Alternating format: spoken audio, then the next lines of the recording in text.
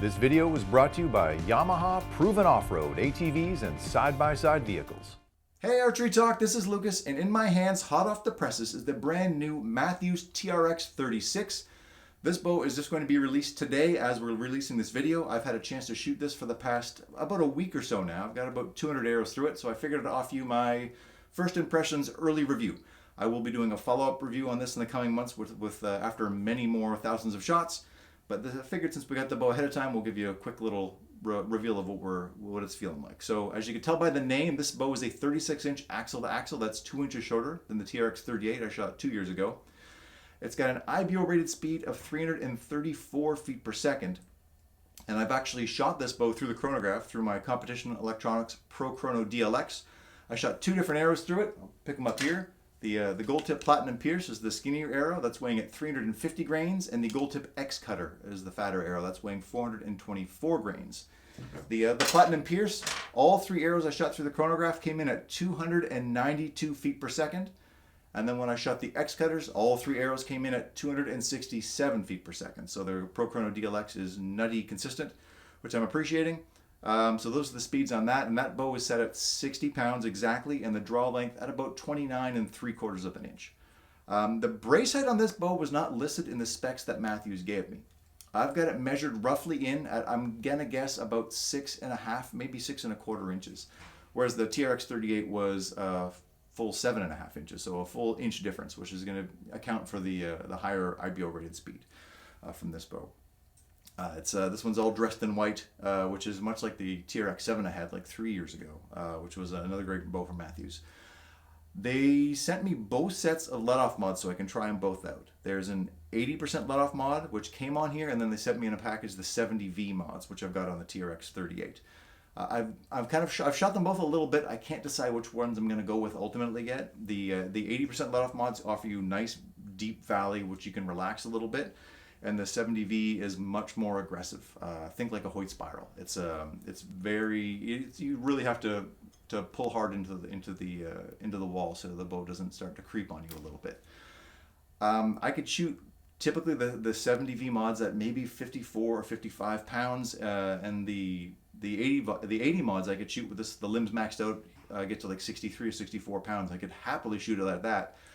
I just don't typically shoot the bow as well when I've got a big deep valley. So I tend to like a little bit, like the feel of having to be aggressive at full draw. It helps me stay more consistent. I just got to decide if that's worth the loss in speed I'm going to get by going down. Now, you know, better shooters than me and who've better form than me will have no trouble shooting the 70Vs.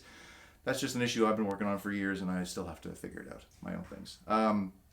Beyond that, the draw cycle is as smooth as you would expect from the cross-centric cams. I think that TRX 38 is as smooth as anything, and this has the same level of smoothness. I would just say it's a little bit stiffer. I'm not entirely sure why. I can't explain it. You know, when I shot the Triax, I found it much less stiff than the Vertix. Who knows what the differences are really, why it's like that. It might just be the string angle. Regardless, this one feels a little bit stiffer than the 38 when I'm pulling it back, so I'm feeling the weight a little more. But it's at this point, it's still early going, and the differences are, I would call them, marginal. The bow does have some upgrades beyond the shorter axle-to-axle length. There's the riser is they're telling me it's slightly wider, especially in around the sight mount and the rest mount. I've brought the tape measure. The differences are pretty small compared to the TRX 38. We're like a 16th or maybe an 1/8 of an inch difference. It's pretty modest, but they're saying that's going to help, you know, reduce vibration. There's some new ABS bearings in the cams, which Mathews says will offer just a slightly more stable cam system, which will hopefully ultimately lead to a more stable and repeatable and consistent shooter. But again, I never had any trouble with the TRX 38. That bow shot great for me as long as I did my part, which of course, as usual, I don't always do. I have had great success shooting this bow at a number of distances so far, especially early in the day when I'm still feeling strong, playing with this at 58 or 60 pounds. Like just fantastic groups at 60 yards. I'm a little bit sloppier sometimes. I'm not as the round goes on. I'm not as consistent. I've just got to get a little bit stronger and maybe my form a little bit cleaned up. But again, those 70V mods will help me hopefully clean up my form in the future. And look at my notes here. I just got this bow, so bear with me for some other changes. Oh, that's a big change. At the bottom here, you notice this little the 3D damping technology that was borrowed straight from the hunting bows. Think the Mathews TRX and the Mathews Vertix. So those are two of the quietest hunting bows I've ever had a pleasure of shooting, and this bow is nutty quiet as well for a target rig. If this wasn't dressed out in all white, you could definitely use this as a hunting bow. If you like a longer axle hunting bow, it's crazy quiet. It's got plenty of speed for deer hunting or whatever you're going to do.